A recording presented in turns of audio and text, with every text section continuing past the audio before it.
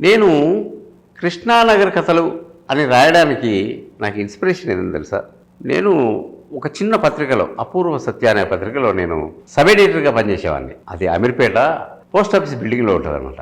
3 గదులు, ఫస్ట్ ఒక ఆఫీసు, మళ్ళీ ఒక గది, వెనక కాస్త ఖాళీ స్థలం. ఆ ఖాళీ స్థలంలో చిన్న మేము జాలాడి అంటాం, జాలాడిలాగా ఉంటుంది మా రాయలసీమ మండలంలో. అక్కడ వాష్ ఏరియా, అది ఒక నల్లా ఉంటుంది. అక్కడ ఆ నల్లా ఓపెన్ చేస్తే నీళ్ళు వస్తాయి. అక్కడ నేను ఏమన్నా కడుక్కోవాలంటే ఇక్కడ పోయి కడుక్కోవాలి. రోజు క్యారేజ్ తెచ్చుకునేవాడిని. నేను రోజు మధ్యాహ్నం క్యారేజ్ తెచ్చుకొని మధ్యాహ్నం తిని నేను తినేప్పటికీ 1-1:30 అయ్యేది. ఆ క్యారేజ్ కడుక్కునే టైంలో బాగా కాలుతూ ఉండేది కింద నేల, అది సిమెంట్ ఇదనమాట.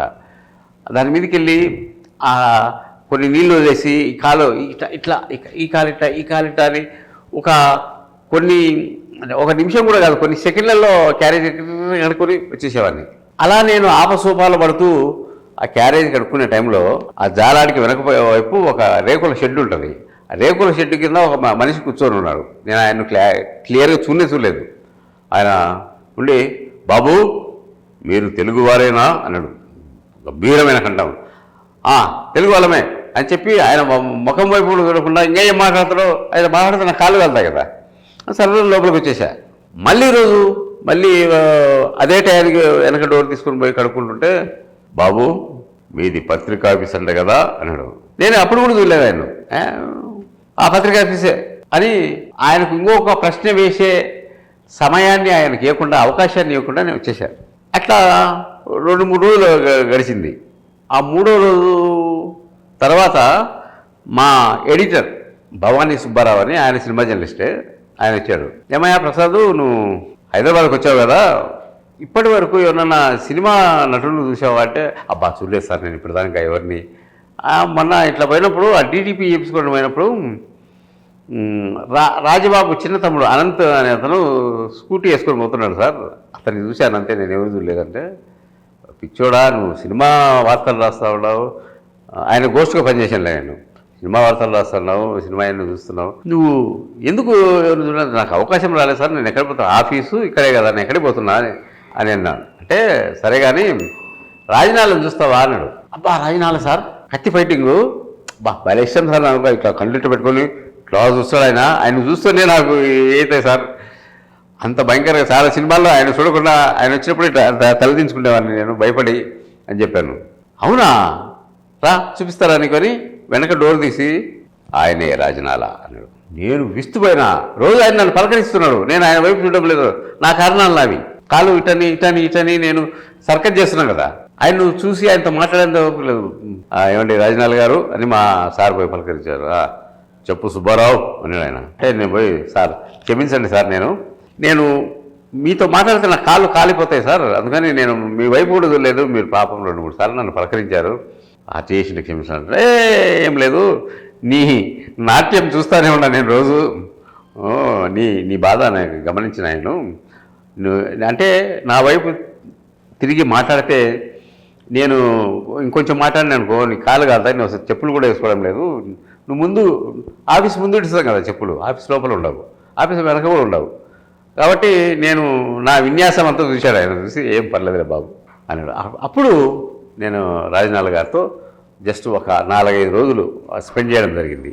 ఆయన చెప్పే పాత విషయాలు, ఆయన ఎందుకు వచ్చాడు హైదరాబాద్కు అని అంటే, అక్కడ మా రూమ్ వెనక ఒక రేకుల షెడ్డులో పార్థసారథి అని నంద్యాలకు చెందిన వ్యక్తి ఒక ఆయన ఉండేవాడు. ఆయన ప్రాగా టూల్స్లో పనిచేసేవాడు. ఆయన రాజనాలకు వీరాభిమాని, ఎప్పుడు ఉత్తరాలు రాసేవాడు ఆయనకు.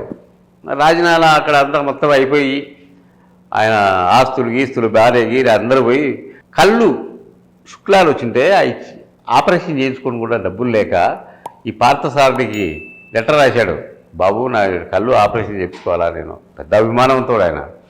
అంటే 2 సార్లు పిలుచుకొని వచ్చి నన్ను తీసుకుపోయి హాస్పిటల్ చూపిస్తే షుగర్ ఉంది నాకు, ఆ షుగర్ ఉంటే మేము ఆపరేషన్ చేయము, తర్వాత చేస్తాము అని చెప్పారంట. ఆ షుగర్ తగ్గించుకోవడం కోసము ఒక వారం రోజులు అక్కడ రేకుల షెడ్యూల్ ఉండాల్సి వచ్చింది.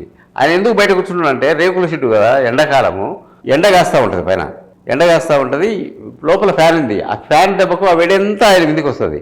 ఆ వేడి నుంచి కాపాడుకోవడం కోసము రేకుల షెడ్డు బయట కొంచెం నీడ ఉంటే ఆడ కూర్చుండేవాడు రోజు వచ్చి. అలా అప్పుడు నేను రాజనాలను చూసి, నేను జర్నలిస్ట్ అయిన తర్వాత హీరో గురించి హీరోయిన్ల గురించి కాదు రాయాల్సింది, ఇలాంటి జీవితాలు రాయాలి. బతికి చెడిన వాళ్ళ జీవితాలు, నలిగిపోతున్న వాళ్ళ జీవితాలు, సినిమా వ్యామోహంలో ఉండి సినిమా యాక్టర్ కావాలనే వాళ్ళు పడుతున్న కష్టాలు, బాధలు, కన్నీళ్ళు, ఇవన్నీ రాయాలనుకొని నాకు అప్పుడే బీజం పడింది.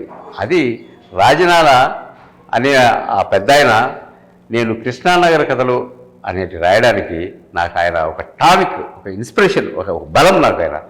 ఇప్పటికీ నేను ఆయన తలుచుకుంటాను. దాని తర్వాత వేరే ఒక విలేకరికి చెప్తే ఆయన ఈనాడులో వార్త రాస్తే అప్పుడు దాసనారాయణరావు వాళ్ళందరూ పిలిచి సినిమాల్లో వేషాలు ఇచ్చారు, కొన్ని డబ్బులు ఇచ్చారు.